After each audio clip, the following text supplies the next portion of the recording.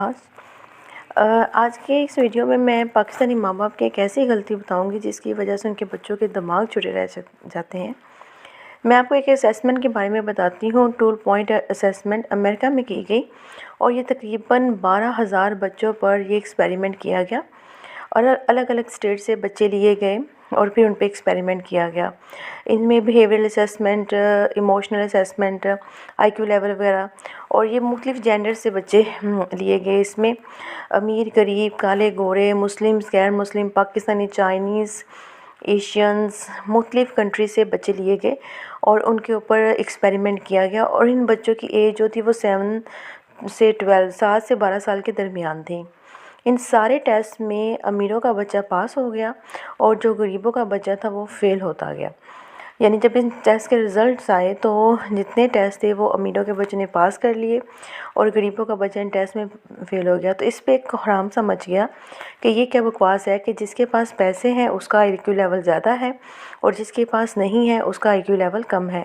لیکن اس ٹیسٹ کو دوبارہ مہیا کیے گئے تو رزلٹ سیم آئے کہ امیروں کا بچہ پاس اور غریبوں کا فیل، اور امیروں کے بچوں کا دماغ جو تھا وہ 20% سے 22% غریب بچوں سے زیادہ ان کا نکلا۔ شکاگو یونیورسٹی کے ایک سائیکالوجسٹ نے ان ٹیسٹ میں فیل بچوں کا بیک گراؤنڈ چیک کیا، ان کے ماں باپ سے، ان کے بہن بھائیوں سے، سب کے انٹرویوز کیے، ان گھروں کے نقشے نکالے کیوں رزلٹ ایسے آئے ہیں، تو آپ جان کر حیران رہ جائیں گے وہ سارے کے سارے بچے پاکستانی تھے۔ سارے کے سارے بچے جن کے دماغ چھوٹے رہ گئے ہیں وہ پاکستانی تھے۔ ساحر ادیم ایک سائیکالوجسٹ ہے پاکستان کا، ہی از دا جیم فار دا یوتھ۔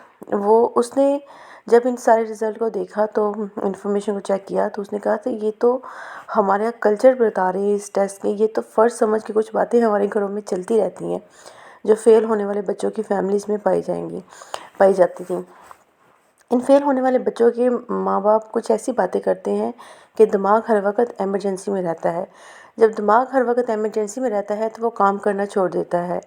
آپ نے نوٹ کیا ہوگا جب بھی کبھی زلزلہ وغیرہ یا کوئی ایمرجنسی زلزلہ اس طرح کوئی بھی آتی ہے تو ہمارا دماغ ایک دم سے کام چھوڑ دیتا ہے، اور جو ہمارا دماغ ایک دم سے کام چھوڑتا ہے وہ ساری کی ساری جو پاور ہے وہ مسلز کو ٹرانسفر کر دیتا ہے کہ اس ایمرجنسی میں بس بھاگو، اپنے آپ کو بچاؤ۔